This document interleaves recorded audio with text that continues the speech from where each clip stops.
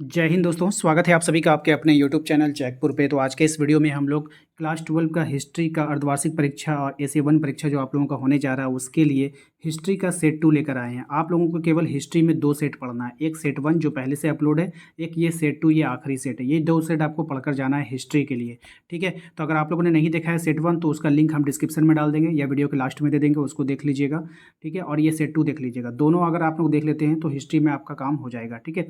तो चलिए शुरू करते हैं, हम देखते हैं क्या है हमारा पहला सवाल। सबसे पहले सवाल में कहा गया कि संस्कृत ग्रंथों में कुल शब्दों का प्रयोग किसके लिए किया गया है या की गई है। तो राइट आंसर हो जाएगा परिवार। कुल का मतलब क्या, परिवार। महाभारत की रचना किसने किया था। तो महाभारत की जो रचना किया था वो किया था वेद व्यास ने। ये काफ़ी इंपॉर्टेंट सवाल है। महाभारत का युद्ध कुरुक्षेत्र में कितने दिनों तक चला था। तो महाभारत का जो युद्ध चला था वो 18 दिनों तक चला था, याद रखिएगा। महाभारत कालीन समाज का स्वरूप कैसा था। तो महाभारत कालीन समाज का जो स्वरूप था पितृसत्तात्मक स्वरूप था। नेक्स्ट है मनुस्मृति में कितने प्रकार के विवाह का उल्लेख है। तो मनुस्मृति में जो 8 प्रकार के विवाह का उल्लेख किया गया है। दुर्योधन की माँ कौन थी। तो दुर्योधन की जो माँ थी वो गांधारी थी, ठीक है।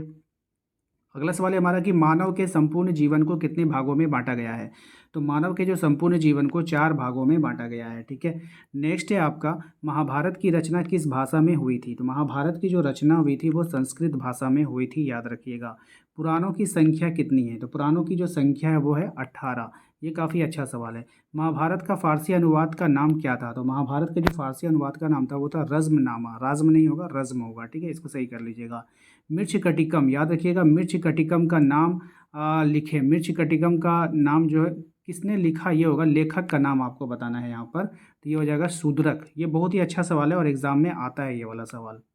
चलिए नेक्स्ट चैप्टर पे आते हैं। जो अगला सवाल है हमारा, सांची का मध्य प्रदेश में किस जिले में स्थित है। सांची का जो स्तूप होता है ना वो मध्य प्रदेश के कौन से जिले में है ये आपको बताना है। तो ये जो है आपका रायसेन जिला में स्थित है।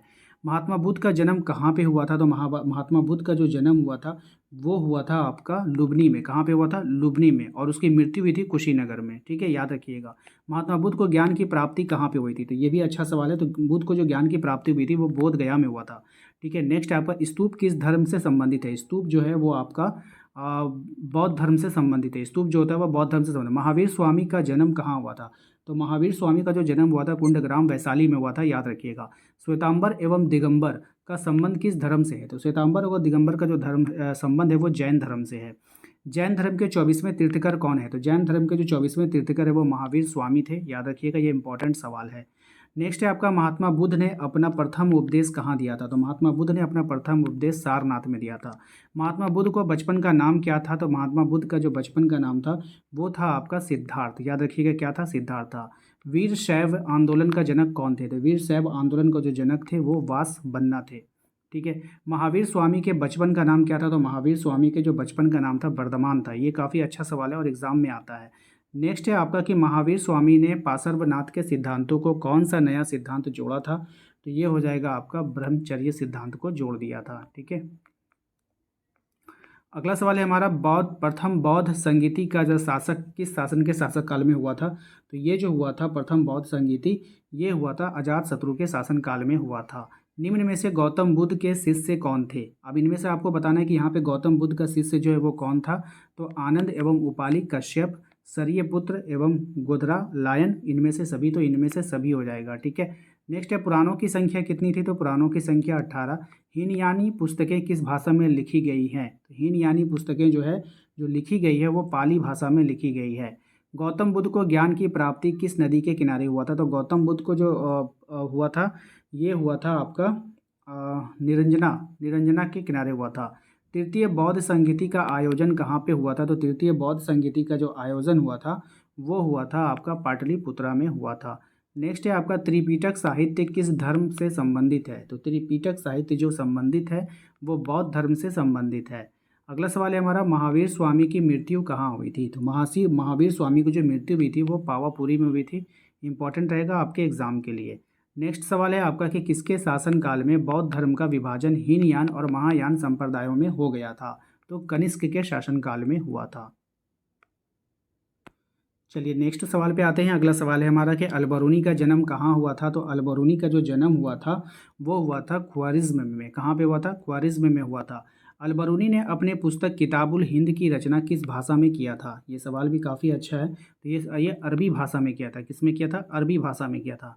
अलबरूनी किस भाषा के जानकार नहीं थे? यानी कि अलबरूनी को कौन सी भाषा नहीं आती थी? तो यूनानी भाषा उनको नहीं आती थी। इब्ने बतूता किस पुस्तक की रचना किया था? तो इब्ने बतूता ने जिस पुस्तक की रचना किया था वो था रिहला। रिहला पुस्तक की रचना किया था। इब्ने बतूता सिंध कब पहुंचा? तो इब्ने बतूता जो सिंध पहुंचा वो पहुंचा था आपका 1333 ईस्वी में। नेक्स्ट है, इब्ने बतूता ने भारत की यात्रा किस शताब्दी में की थी? तो इब्ने बतूता ने भारत की जो यात्रा किया था वो 14वीं शताब्दी में किया था। अगला सवाल है हमारा कि बर्नियार ने सिविर नगर किसे कहा है? तो बर्नियार ने जो सिविर नगर कहा वो राजधानी को कहा था। फ्रांसिस बर्नियार कहाँ का निवासी था? तो फ्रांसिस बर्नियार जो था वो फ्रांस का निवासी था। तो नाम से मिलता जुलता है तो इसको याद रखिएगा। नेक्स्ट है आपका, किसने लाहौर में 12 वर्षीय बालिका को सती होते देखा था? तो किसने देखा था? बर्नियार ने देखा था। इब्ने बतूता के अनुसार ताराबाद किस प्रकार का बाजार था? तो ये जो बाजार था ये गाने वाले व्यक्तियों का बाजार था। नेक्स्ट है आपका, किस यात्री को मध्य युगीन यात्रियों का सरताज कहा जाता है? तो ये कहा जाता है मार्को पोलो को। किसको कहते हैं? तो मार्को पोलो को कहते हैं। नेक्स्ट जो सवाल है हमारा वो है, किस विदेशी यात्री ने भारतीय अध्ययन संबंधी बाधाओं का वर्णन किया? तो ये किया था आपका अल बरूनी ने किया था। किस विदेशी यात्री ने भारत के डाक प्रणाली और संचार व्यवस्था का वर्णन किया है? तो किसने किया है ये आपको बतानी है। तो ये किया था आपका ऑप्शन बी, इब्ने बतूता ने किया था।